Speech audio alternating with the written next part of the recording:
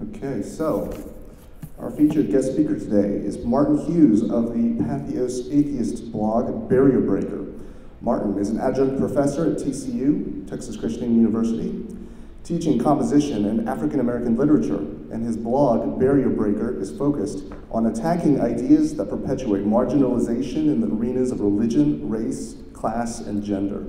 In this presentation, Martin will talk about how studying literature made him an atheist and a secular humanist, as well as issues regarding race and the atheist community, and the relationship between race-religion relations and religious/anti-religious thought. So please welcome our featured guest speaker today, Martin Hughes.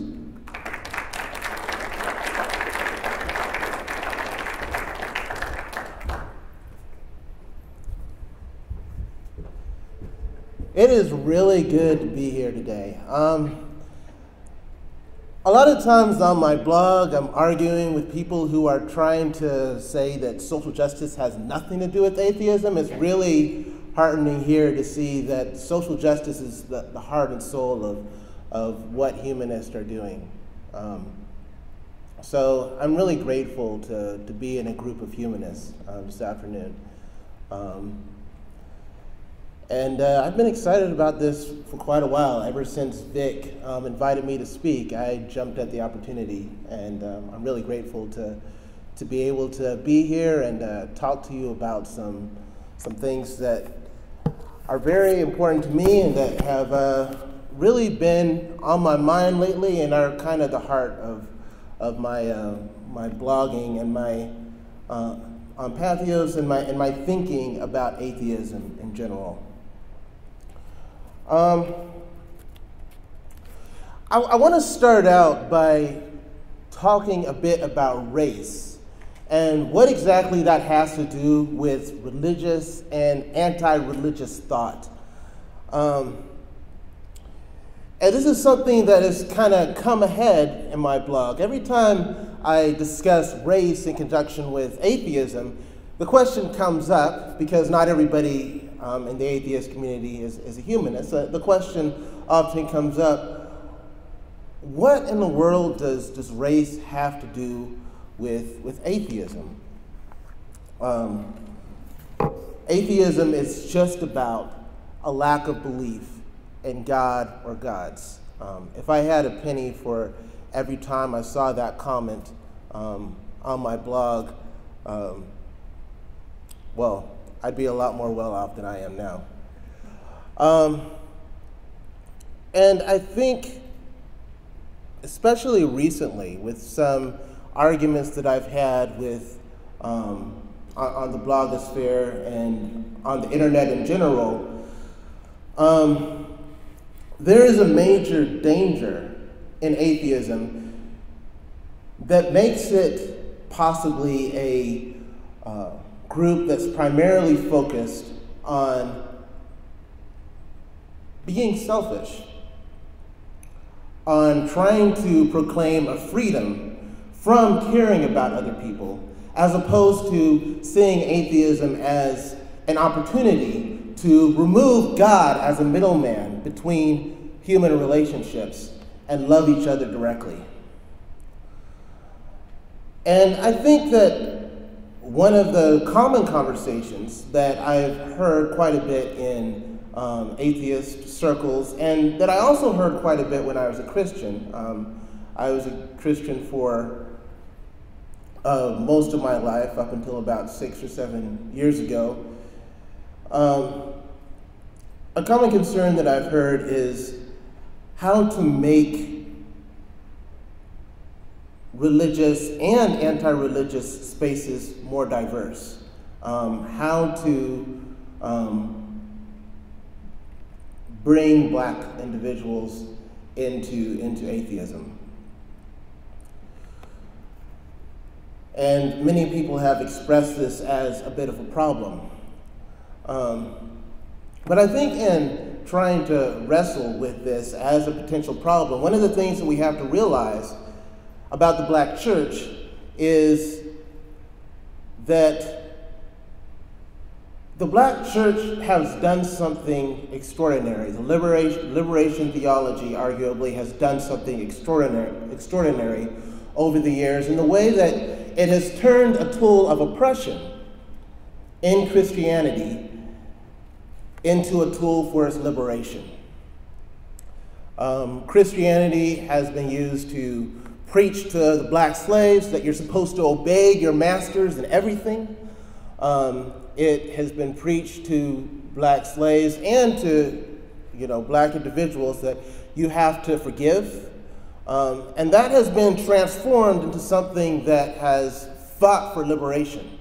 Black individuals looking at the Bible and seeing the story of Moses, and Moses going to Pharaoh and demanding that he let his people go, and seeing in that a possible story for their own liberation. In the Christian story, oftentimes seeing Jesus instead of the white individual that a lot of white Christianity propped him up as, seeing in the lynchings of innocent black individuals Christ. Poems being written by individuals such as County Cullen, Claude McKay, Langston Hughes, about how in many cases Christianity was violating its own principles by not standing up for the rights of black individuals. And you have that leading all the way up to, one of the most common examples would be Martin Luther King, right? Who preached based on the Bible and based on the spirituals that were sung, this vision of freedom and liberation that attacked powers that were, potentially in their way oftentimes. And I think that fight to transform Christianity from a tool of oppression to a tool of liberation is one that in some ways has divided the white and the black church. One thing James Baldwin said in the 1960s is that the most quoting Malcolm X actually, something that Malcolm X said is that the most segregated hour in the United States is high noon on Sunday. Basically that there's a Christian church that is white and a Christian church which is black. A Christian church which is white largely because of prejudice, and a Christian church which is black largely because of an interest in liberation and goals that were fundamentally antithetical to many of the goals of the white Christian church. And I think in many ways that distrust continues today. I spent many hours in a former congregation talking with a preacher who was of a predominantly white church, asking how they could bring more black individuals in. And one of the problems is this lack of trust. White Christianity has oppressed black individuals in this country so many times that it's a bit difficult for black individuals to come back from that and start trusting the arguably white side of Christianity. And so I think that there's something very similar possibly happening in atheism. If you look at these stats, you'll see that among atheists and agnostics, the overwhelming majority, 82%, happen to be white. And although black individuals are around 12% of the population, only 3% of atheists and agnostics happen to be black. And the other minorities included in this survey by the Pew Research Center are also fairly small. So if you're looking at the atheist agnostic population, there is quite a few white individuals in it, not very many black individuals. If you look a little bit closer at the divide in this country between the way that white individuals view race and the way that black individuals view racial issues in this country, you see other divides. 88% of blacks say that there is a lot or some discrimination in this country. 46% of blacks will say that there is a lot of discrimination in this country as of 2013, according to the Pew Research Center. But only 16% of whites will agree. That's a major divide. And it explains, I believe, a lot of what I've tended to see in atheism. Not so much in humanism, because you guys are already focused on social justice issues. But in atheism at large, I see quite a bit this thinking that claims of discrimination are overblown. Fairly recently, I got into a discussion with somebody on YouTube who is named the Amazing Atheist. He calls an atheist who basically calls himself amazing, who is the most popular atheist on YouTube who's actually out there as an atheist. I guess PewDiePie is the most popular YouTuber out there. He calls himself, he's an atheist too, but he's, as far as people who may talk about atheism and argue atheism occasionally, the Amazing Atheist has by far the most subscribers. He has the most views, and he is really, at least to the popular American audience, kind of representing atheism in several ways for us. Even though his videos kind of have a more casual tone to them, but that's a lot of times the face that you'll see. And there is a major movement among individuals such as the Amazing Atheist and other major YouTubers and speakers who will frame a lot of concerns of black culture as concerns of a victim cult, for example.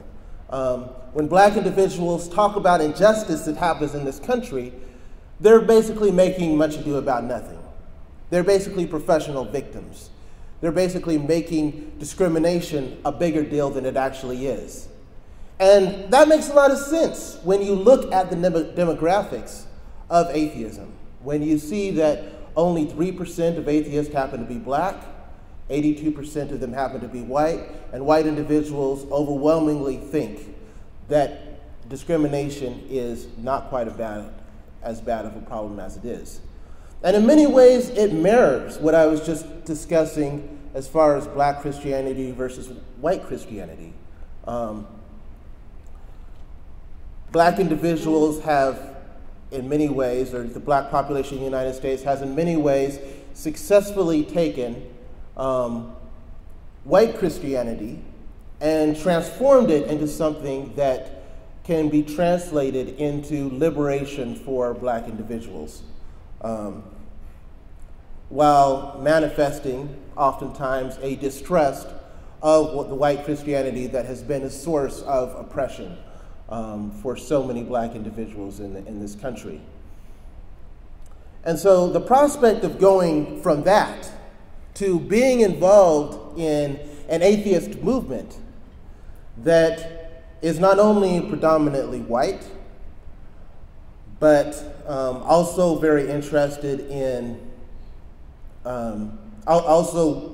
thinks that concerns of discrimination are overblown, is not a very bright prospect. understandably, for a lot of black individuals in this country.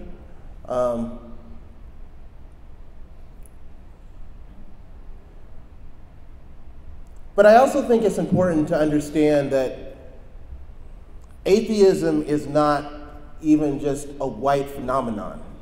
And this is something I really discovered looking into African American literature. There are several black individuals, and there's a major movement in history among black individuals of strong skepticism against religious thought. But it always seems to be couched in, at least in my understanding and looking at it, it seems to be couched in social justice.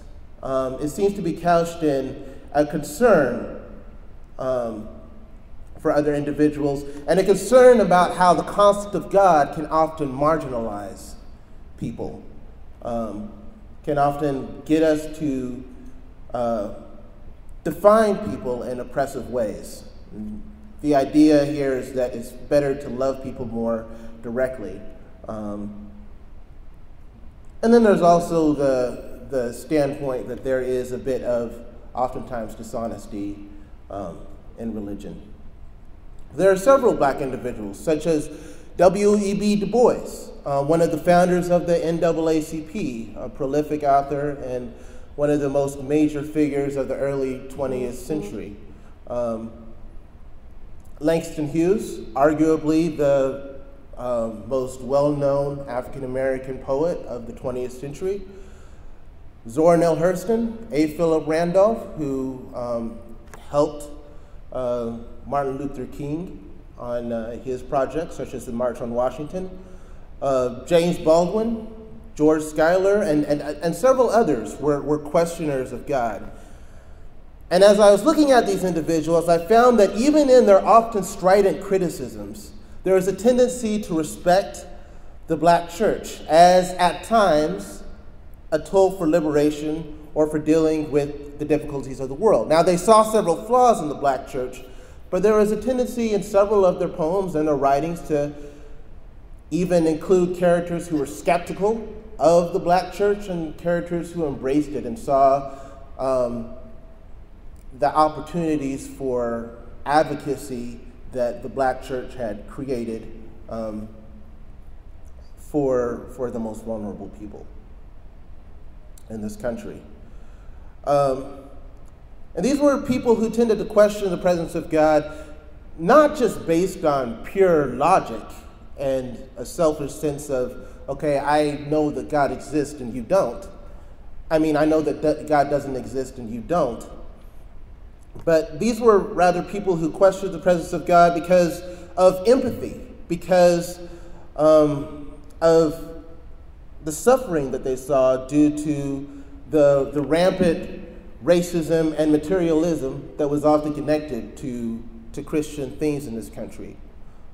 These were people who would often reject anthems of forgiveness that were preached by American Christianity and so often used to license oppression.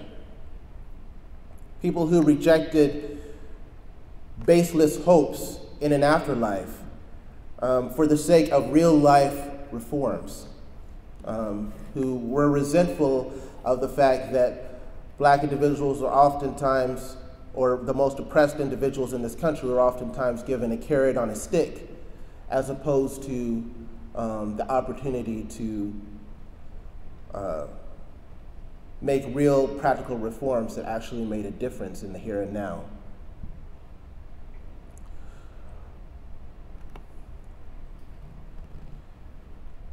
There's also among some, like Zora Neale Hurston, the view that religious thought was something to be evaluated largely on the grounds of whether it fit into a particular time and place.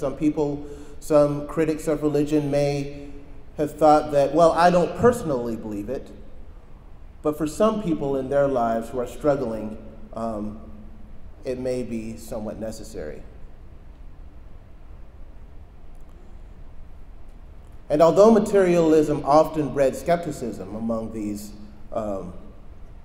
African American atheists or agnostics, there was also a respect for the sincerely held faith, even if it was seen in some places as naive. So the rejection of God primarily came from a discomfort. The rejection of God primarily came from a discomfort with the way that several leaders in Christianity tried to use God in order to control the behavior of the most vulnerable people in this country and the way that they were seen.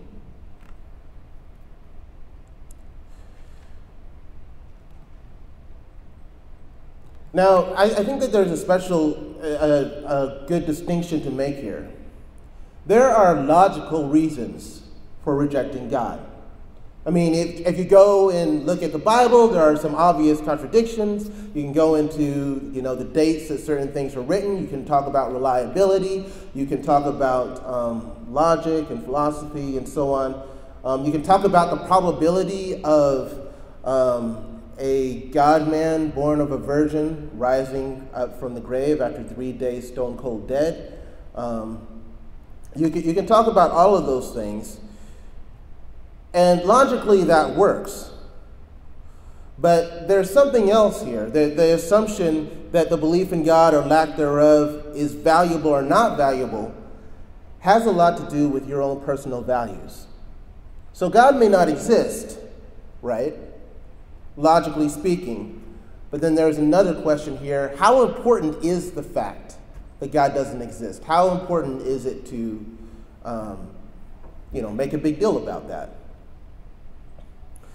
And I myself, in looking at this, have been kind of hesitant to attack the kind of Christianity that people use to live their lives. The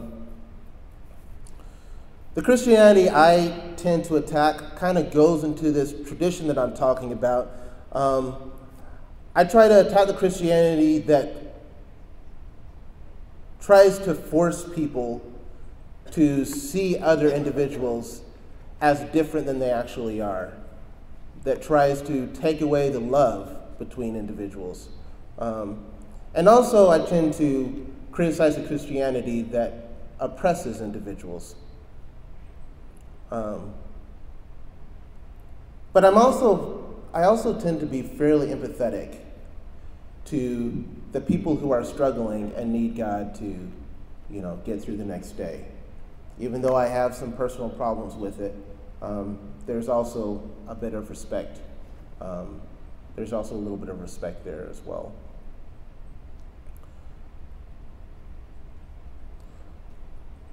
So this dynamic, you have Christianity being used as a tool of liberation, Christianity being used as a source of strength for some people, and also Christianity on the other side being used as a source of power and control.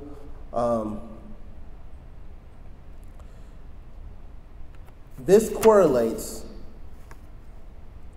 to a couple of different roads that I have as an atheist. I can use atheism as a tool to just win arguments and emphasize my power, or try to anyway, emphasize my power over other individuals by just trying to point out that I'm right and you're wrong. And I think, honestly, there have been times, possibly, when I've been driven by that, or when I have shifted that in that direction. But primarily, what I try to focus on is the other road, the road that argues against God from a humanistic motive, that argues against God in order to underline someone else's dignity. And I think in some ways these two things are diametrically opposed to each other. I think that there is a large group of atheists who will defend a lack of belief in God out of possibly a sense of selfishness, out of an assertion that, I am right and you're wrong. But I also think that there's a significant contingent of atheists who will try to argue against God out of a genuine concern for other human beings and their dignity.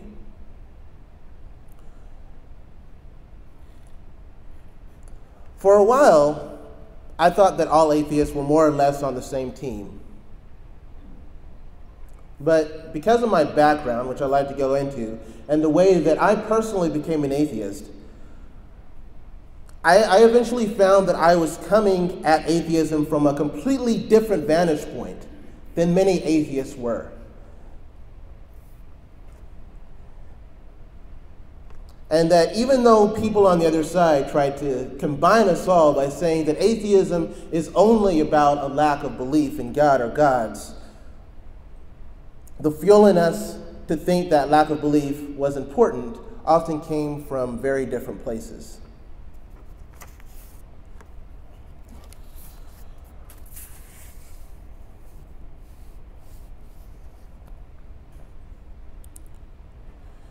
Something that's very interesting here is what actually causes people oftentimes to become atheists. You would think that at the top of this list of people who, switch their religiosity during college, at the top of this list might be biology. But in fact, it's the humanities and the social sciences, the ones that have to do, at least in 2009, which admittedly was a little bit before the crux of, Christopher Hitchens and the Four Horsemen's largest push. But the largest group of people who switched from religiosity to non-religiosity tended to come from the humanities and social sciences.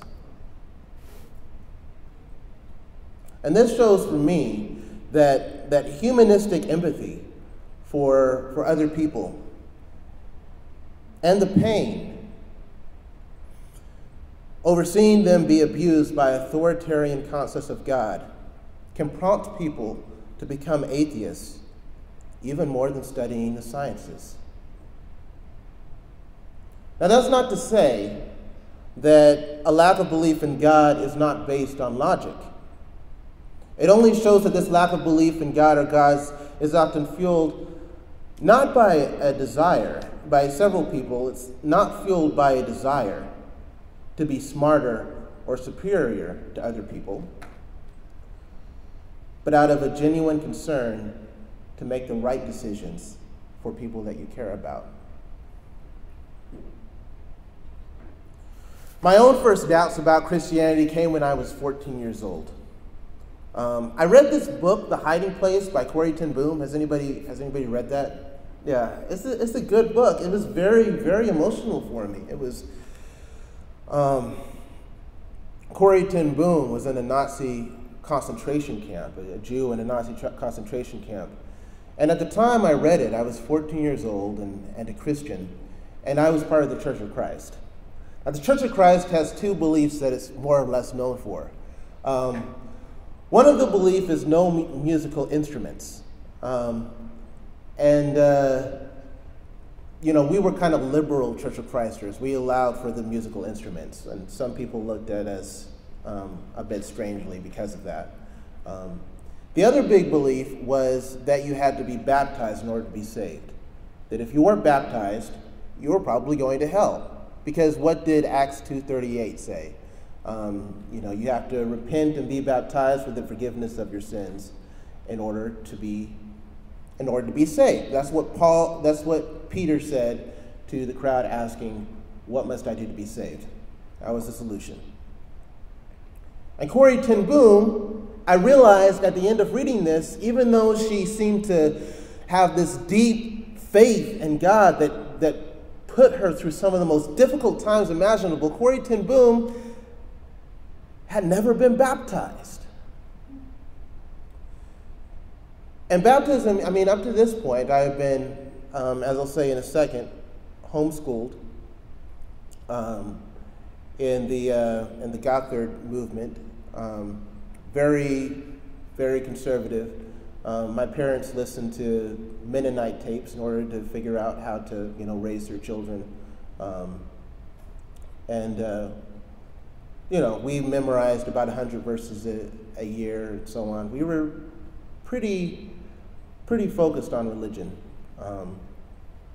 And it was a joy for me to be, close to God and to have this beautiful story that I thought for sure was supposed to be beautiful for everybody. I mean, all your sins, everything bad you ever did is going to be washed away, and you're going to spend eternity with God in paradise. What could be more beautiful than that? And for the first time, when I read Corrie ten Boom's story and realized she hadn't been baptized, it dawned on me that maybe this story wasn't beautiful for everyone. And that really hurt at the time. And so that prompted me to study more about baptism, even through tears, because I wanted to be right. I wanted to make sure that I didn't have the wrong message. And as I continued in school, I found more things that concerned me. I met Mormons who seemed to have a pretty strong moral framework and code, and seemed to have pretty good, strong families, and believed something similar to what I believed. In some ways, they even made a little bit more sense than what I believed, believe it or not. And I also met agnostics who were asking a lot of the same questions about God that I was asking. And I met Christians from several different sects and had conversations with them who often seemed to have a lot of the same love for God that I had. And as I met all these people that were very different than I was, I began to suspect that I had been lied to. I had been told that these were sinners who deserved eternity in hell. But the more I got to know them, the more I discovered that they were real, genuine people. And I cared about them.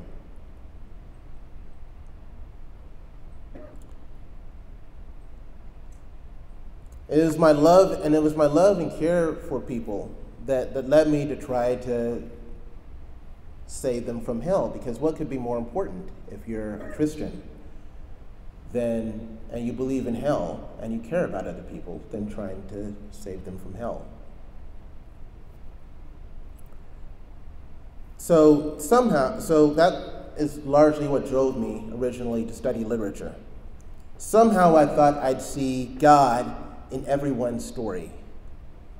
God had made, my reasoning was that God had made everyone.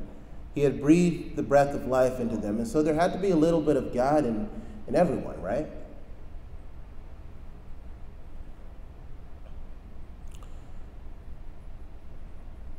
And my assumption was that people were looking for that God-shaped hole in their hearts. And if I could find that place in their heart that God could fill, I would be doing the greatest possible thing I could do. Because, of course, what could be greater than saving people from eternity in hell and connecting them to a God who loved them for eternity?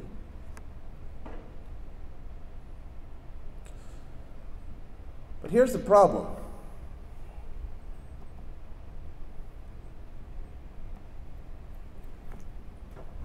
What's going on?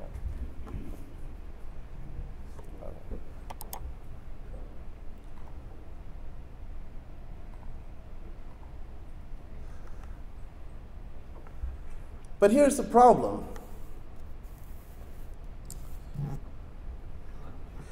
Even though some people seemed happy somewhat to be Christian, that wasn't working for everybody. People were a whole lot more complex. And as I kept reading, I saw more and more disturbing things. For example, I remember reading this book called Bloods about some African-American soldiers in the Vietnam War. And after reading about a particularly traumatic experience that a soldier had had, I came across this quote. Quote, "I guess I got kind of really unreligious because of my Vietnam experience. Oh, I went to church once in my uniform to please my mother, but I haven't been back since except for a funeral. I've talked to chaplains and talked to preachers about Vietnam, and no one could give me a satisfactory explanation of what happened overseas. But each year since I've been back, I have read the Bible from cover to cover. I keep looking for the explanation. I can't find it. I can't find it." Passages like that I read as a Christian haunted me for years. And there were several stories I came across of people who were desperately looking for God because that's who they were told to look for, but couldn't find him. And as I looked at more and more, as I looked more and more at the stories and desires that God just didn't seem to satisfy, I began to gain a much deeper sense of humility. These weren't people I necessarily had all the answers for. They were people like me. They just had different lives, and I was beginning to see how my image of God that I was trying to press on them was oppressive. Other items also challenged me. Reading different theorists, such as Foucault and Althusser, I began to, and Judith Butler, I began to notice that even though I was rooted in a belief in God, the beliefs that I had were often propped up by other people. It was like this whole big system, this whole big conspiracy, and behind it there was really nothing except for people trying to prop it up and force it on other people. They were just individuals with skin and bone. They could get me to feel things, but even those feelings, as I looked deeper, were manufactured and could be duplicated in arenas outside of the church.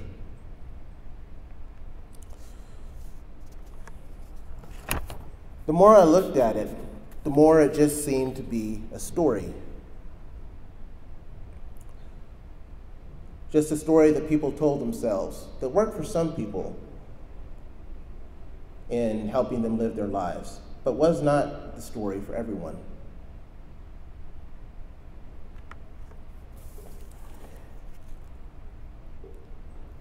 One quote that helped me see this is from Tim O'Brien and The Things They Carried, who said, "What stories can do, I guess, is make things present. I can look at things I never looked at. I can attach faces to grief and love and pity and God. I can be brave. I can make myself feel again." These were stories that people were using to live their lives, to sometimes gain control over other people, but they were just stories that human beings were often making up and propping up amongst themselves. And as I saw the uses for this story, and as I saw the ways that the story was often used to control other individuals, and I became increasingly convinced out of concern for other individuals that, God didn't actually exist and was a lie perpetuated in order to oftentimes control people. I began to grow angry at the people who used that story to boss other people around as a tool of control instead of love.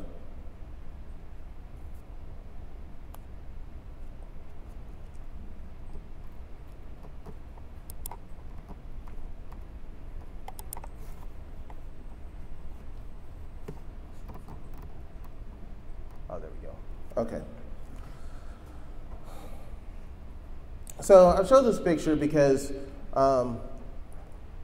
There was a scandal with the Duggars, who I kind of related to because I kind of grew up in the same kind of household with a lot of the same traditions. And a picture of Bill Gothard, who was actually found to be involved in a few scandals involving underage woman when he was in his 90s, not too long ago, but who in many ways controlled the way that we was in charge of many of the ways that we did things growing up. And the more I looked at this, the more I saw this as, it was complicated, but in many ways it was a tool of control that was based on a lie.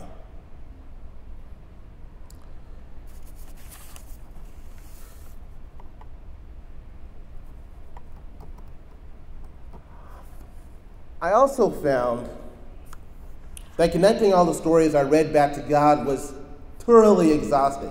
When I was getting my master's in literature, I was really trying to do this. Every story that I read, I was trying to connect it back to, okay, the real meaning is the Christian meaning in God.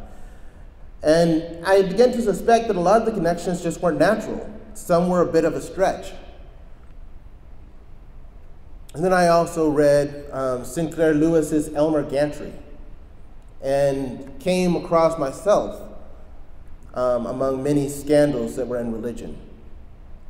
And began to see a lot of times how many people just use God to make money and to oppress people, not necessarily because it was true.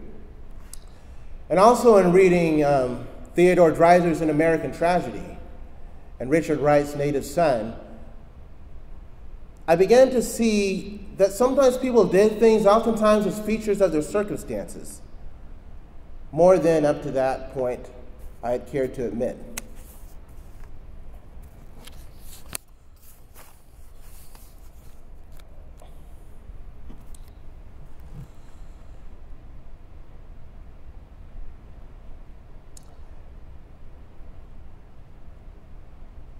And conversations I had with people who were my friends also challenged me.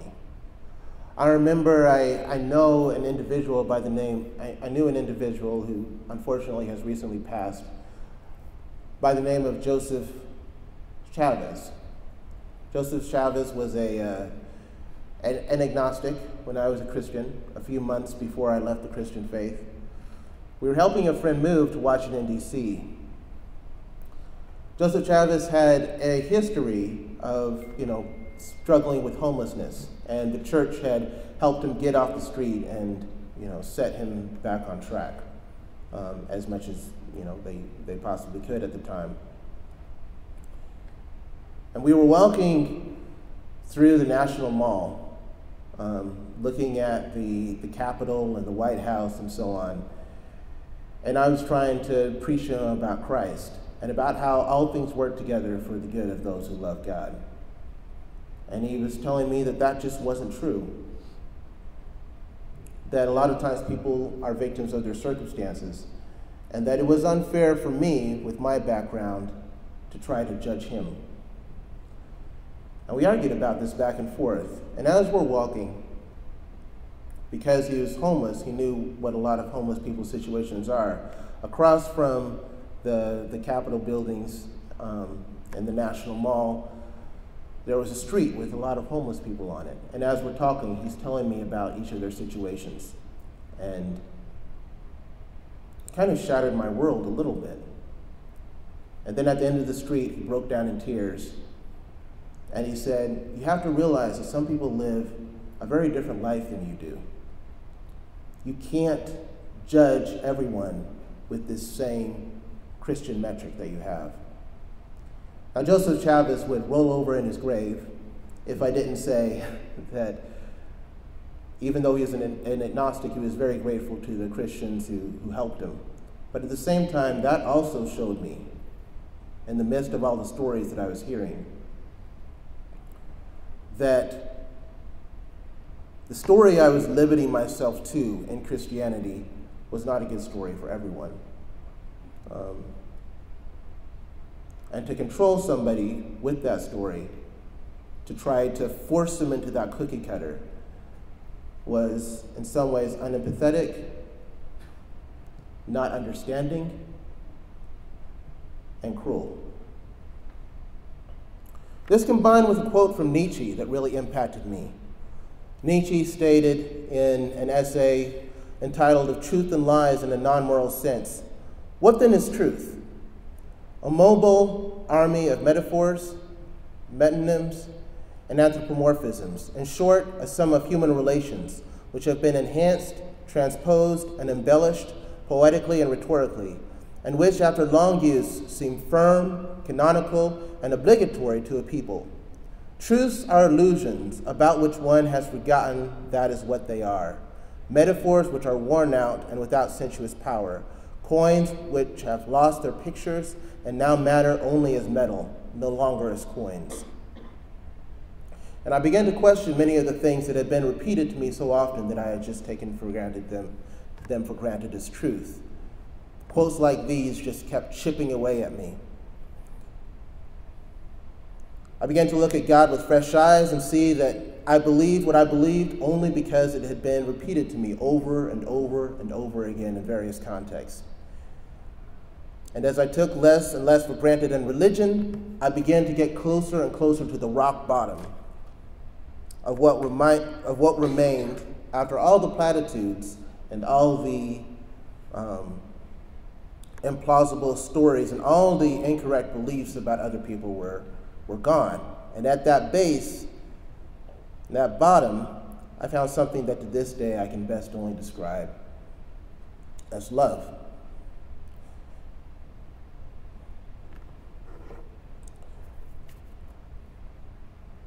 Another piece of literature that really impacted me then was The Grapes of Wrath by John Steinbeck. Casey, in the novel, who is a former preacher, is explaining to the main character, Jode, why he can't preach anymore. And he says the following.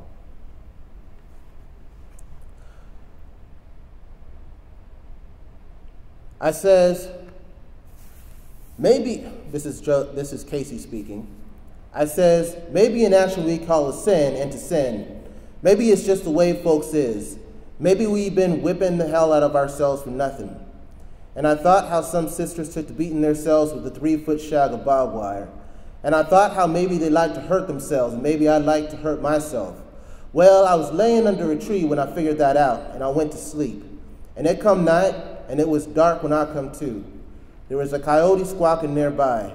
Before I knowed it, I was saying out loud, the hell with it. There ain't no sin and there ain't no virtue. There's just stuff people do. It's all part of the same thing. And some of the things folks do is nice and some ain't so nice, but that's as far as any man got a right to say. He paused and looked up from the palm of his hand where he had laid down the words. Jode was grinning at him, but Jode's eyes were sharp and interested too. You give her a going over, Jode said. You figured her out. Casey spoke again, and his voice rang with pain and confusion. I says, what's this called, this spirit? And I says, it's love. I love people so much I'm fit to bust sometimes. And I says, don't you love Jesus? Well, I thought, and finally I says, no, I don't know nobody named Jesus. I know a bunch of stories, but I only love people. And sometimes I love them fit to bust, and I want to make them happy, so I've been preaching something I thought would make them happy. And then, I've been talking a hell of a lot. Maybe you wonder about me using bad words. Well, they ain't bad to me no more. They're just words folks use, and they don't mean nothing bad with them. Anyways, I'll tell you one more thing I thought out, and from a preacher is the most unreligious thing, and I can't be a preacher no more, because I thought it and I believe it. What's that? Jode asked. Casey looked shyly at him. If it hits you wrong, don't take offense at it, will you? I don't take no offense except a bust in the nose, said Jode. What do you figure? Casey said, I figured about the Holy Spirit and the Jesus Road. I figured, why do we got to hang it on God or Jesus? Maybe, I figured, maybe it's all men and all women we love. Maybe that's the Holy Spirit, the human spirit, the whole shebang. Maybe all men got one soul everybody's a part of. Now I sat there thinking it, and all of a sudden, I knew it. I knew it so deep down that it was true. and I still know it. Joe's eyes dropped to the ground as though he could not meet the naked honesty in the preacher's eyes. You can't hold no church with ideas like that, he said.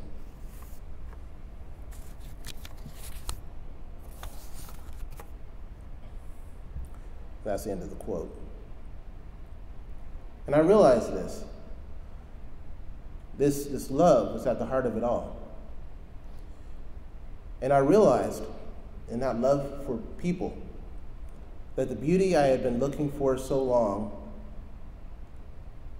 in them was in them, not God.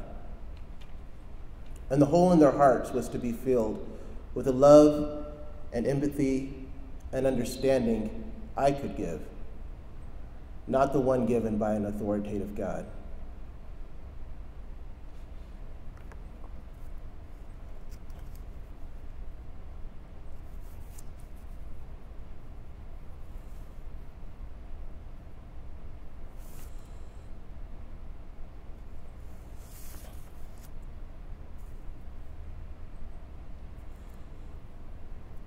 I also remember going to a recovery from religion meeting and seeing a lot of people who had struggled as I had.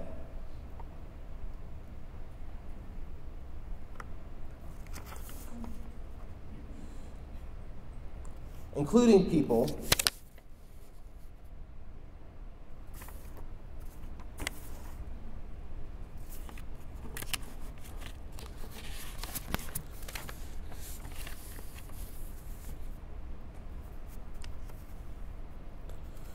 including a redheaded lady who passionately said that she had tried to connect to God but could not.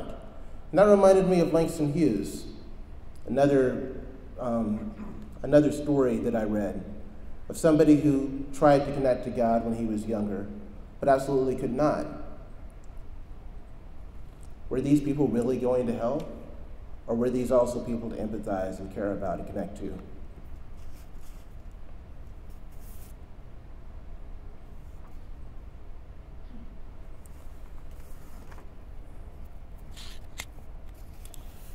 And so, in that sense of empathy and that care and love for other people, I came into atheism, thinking that many people thought the way that I did, thinking that many people had given up a love for God for a love for people.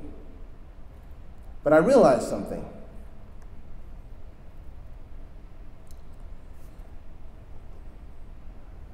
Again, that most people who are atheists were part of a demographic who didn't really think that discrimination against some of the most marginalized groups was a real problem.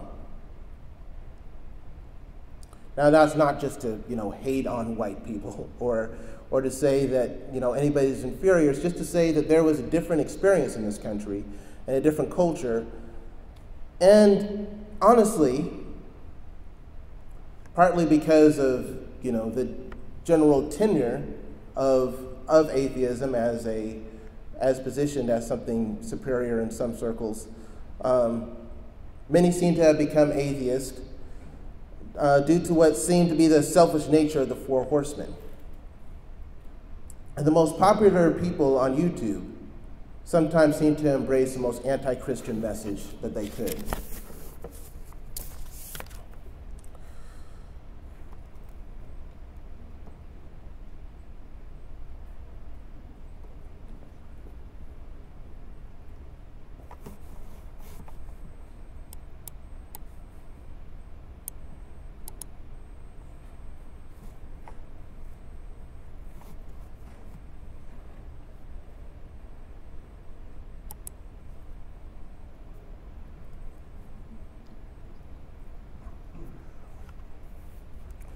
One of the things that impacted me as well and really made a difference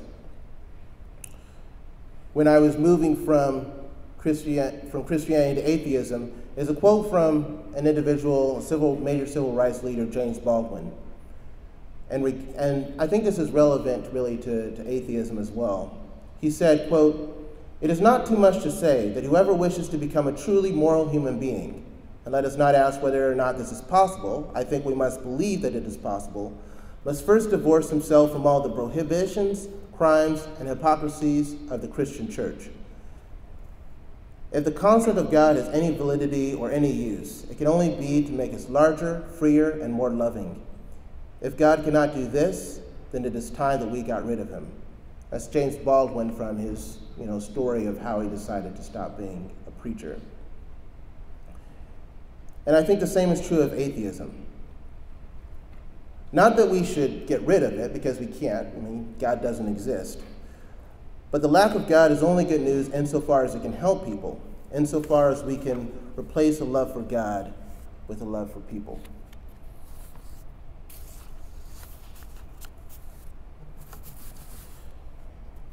And I think this is why racial issues have everything to do with atheism.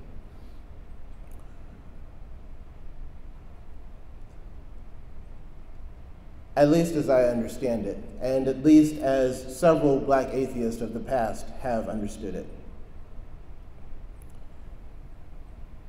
Atheism is either something that you preach selfishly as a pure logical truth, or it is something that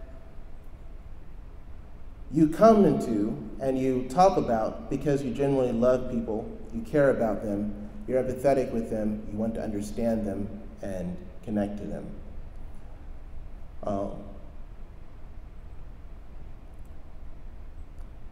Atheism can be something that you embrace because you realize that we are all connected.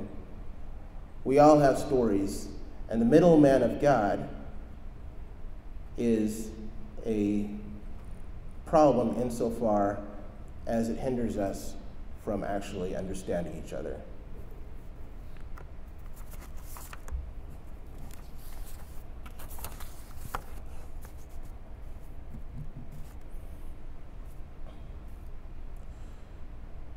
So right now, I'm anti-religious. I'm an atheist.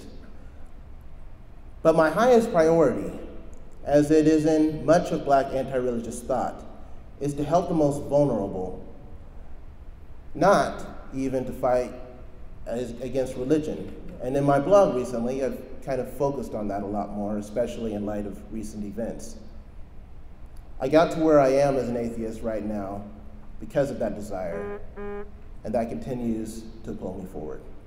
Thank you.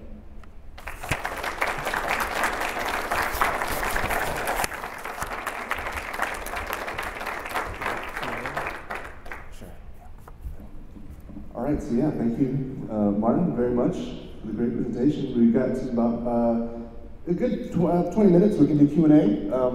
So we've got a microphone up here. Just come on up the middle, and I'll put it in the middle. And just please keep the questions brief and concise, to the point.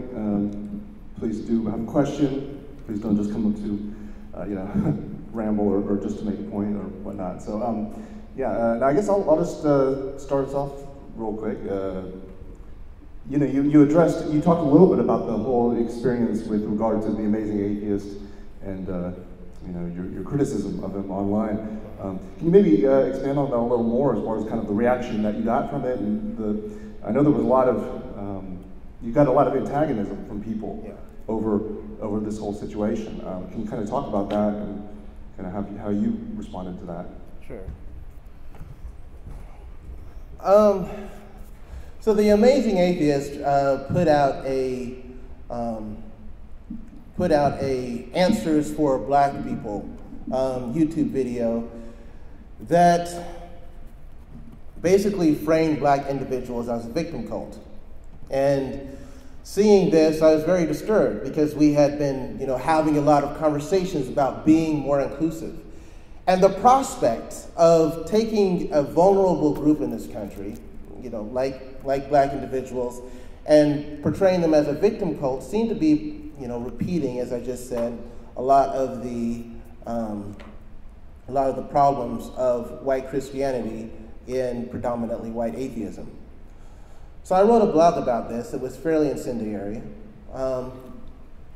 And The Amazing Atheist decided to pick it up a few hours after it was written and talk about it in a video that's been viewed, if I'm not mistaken, around 800,000 times now on YouTube. And as a result of that, I got a lot of feedback from it. And this kind of started, other people making videos about the same issue. And it started back and forth between myself and the Amazing Atheist. We got into a 7-hour, Facebook argument where I tried to get him to change his mind about some things. He tried to get me to change my mind about some things, and we eventually had a stalemate.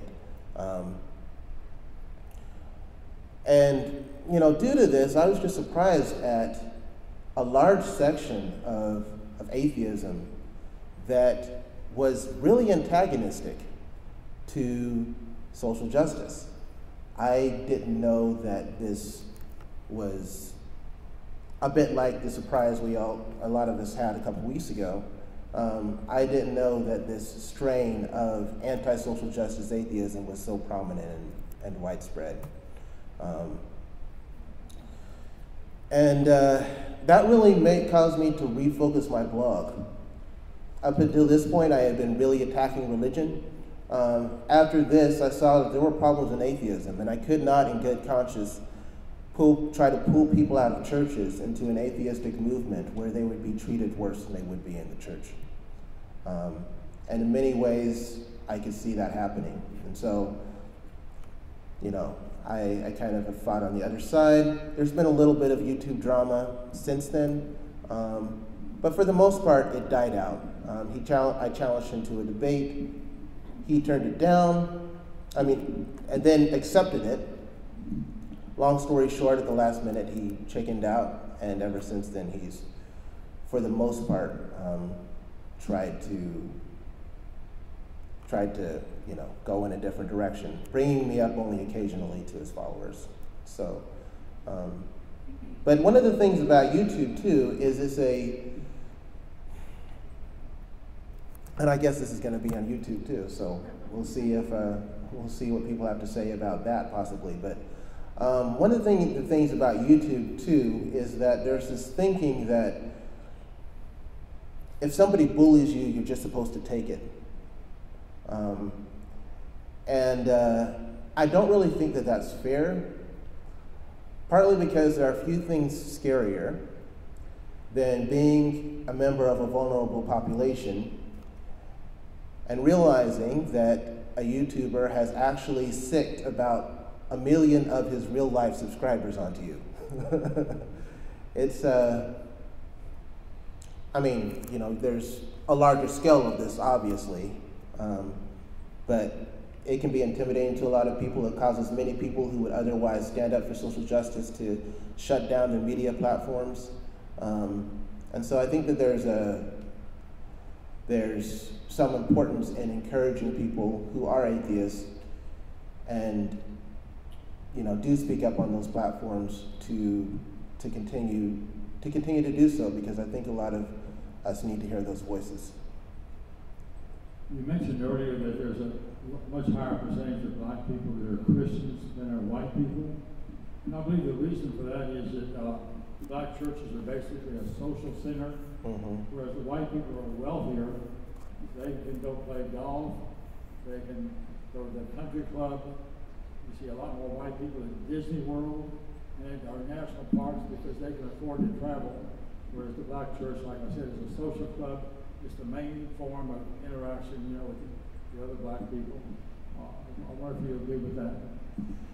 Yeah, I think one of the relevant aspects of this too would be Barack Obama. I wrote a blog post once about Barack Obama's own conversion. Barack Obama actually grew up skeptical of Christianity, and if you look at his conversion story, he started becoming part of the black community, and he found that he couldn't really make a difference there unless he joined the church, and so he decided to become a Christian. Largely because he was a community organizer, largely because of that social aspect that he was trying to, connect to. And he arguably continued that through his presidency in the way he uses a lot of Christian symbols and, some of his speeches and sermons. Whether he actually believes in the literal stories of Christianity or not. So I think in many ways it is a mobilizing center. Why do you think so many people think Obama's a Muslim?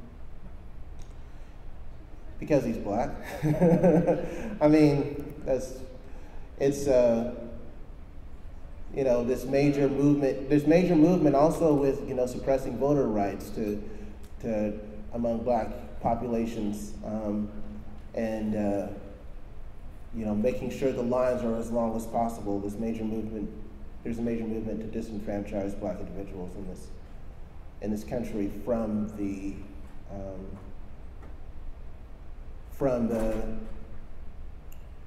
its social and political makeup. And I think trying to say that he's Muslim or not really from this country and so on, as has been said, is a major part of that. Yeah.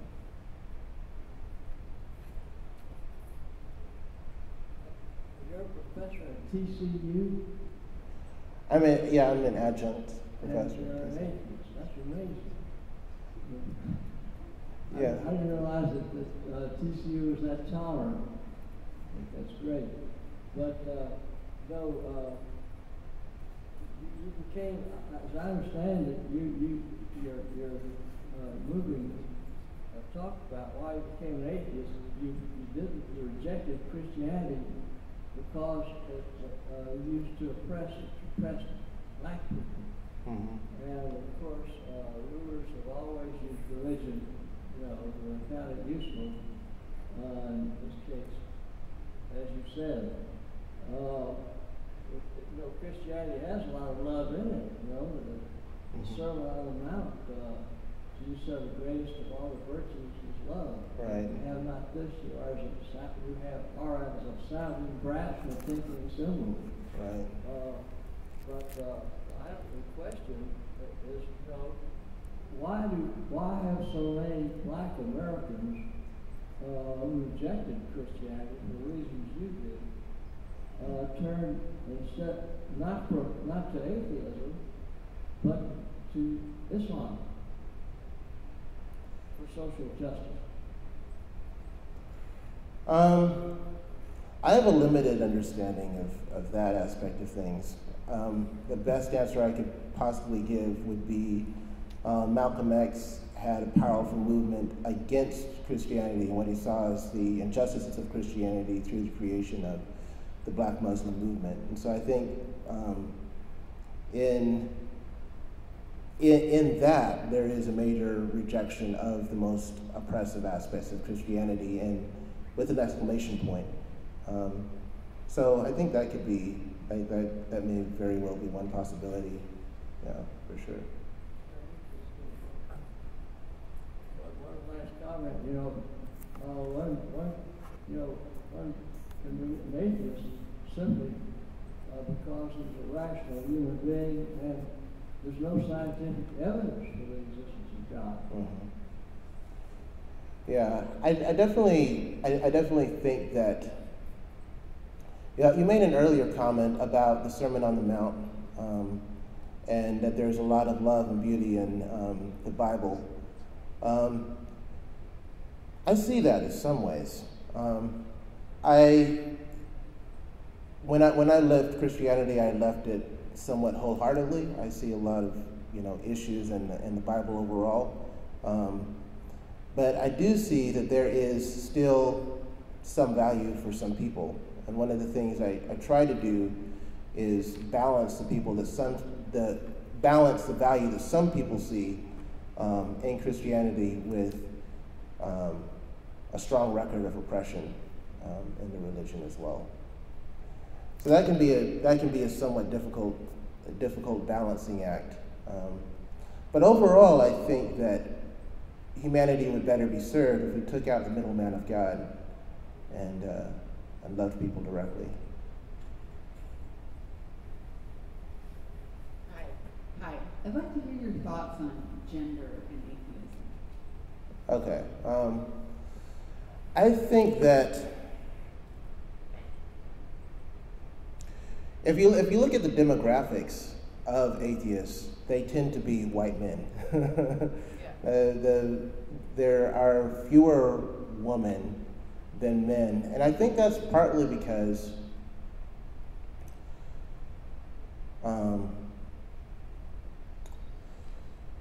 me and Vic were just talking over lunch recently about how men's rights activists are overwhelmingly atheistic. I think that being an atheist has largely become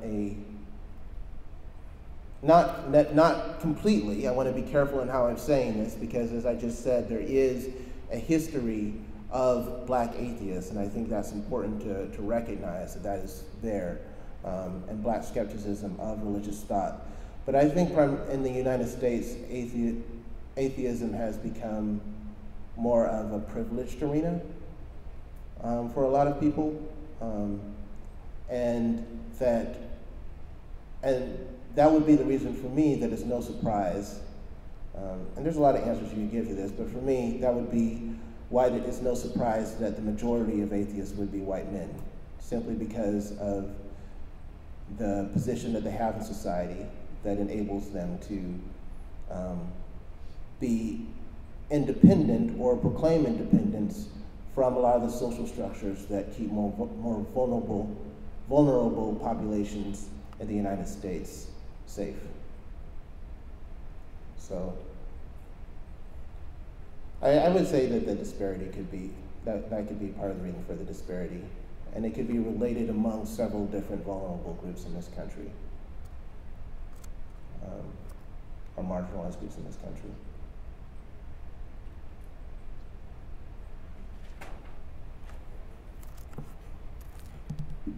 Well, I don't know if it's a question, but I wanted to make a comment about what they said about changing to being Muslim. I think it has to do with power, you know, like, and I think atheism still doesn't represent enough power for people that are vulnerable, and that's why religions also kind of evolve into other religions, you know, kind of getting the power, whatever the religion has, to bring other group up. So that's just coming. I've also thought of that. One of the things that I got really criticized for saying is that, and the rebuttal that the Amazing Atheist made in that blog post I wrote, is that if atheism keeps going in this direction, I'm thinking about going back to the church. And he got really outraged at that because he's the Amazing Atheist and against it. But I do think that there's a major part of it there, that if you leave atheism, if you leave the church and you find yourself faced with an atheism that's overwhelmingly white and seems to be overwhelmingly attacking your group in society, then, you know, practically speaking, you may go to a ideological group that, you know, better serves your concerns. Which is why what you guys have here is such a beautiful thing, because you guys are obviously working very hard to help the most vulnerable people in this country. So, you know, that gives them a place to definitely come to and connect, for sure.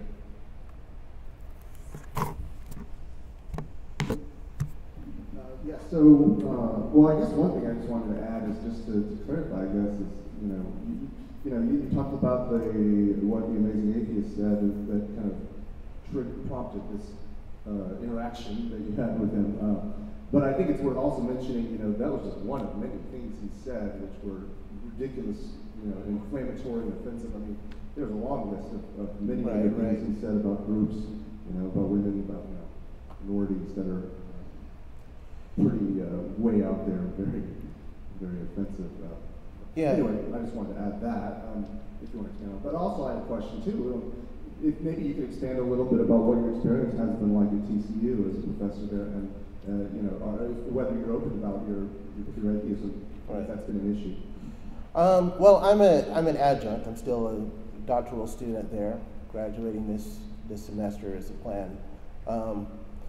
But my experience at TCU, as far as being an atheist, has been largely positive.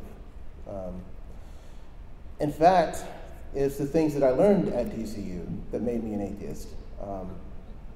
I came to TCU with the thinking that the Christian in the title would ensure that I would be a Christian coming out, because I was really struggling with my faith while I was getting my master's degree in literature.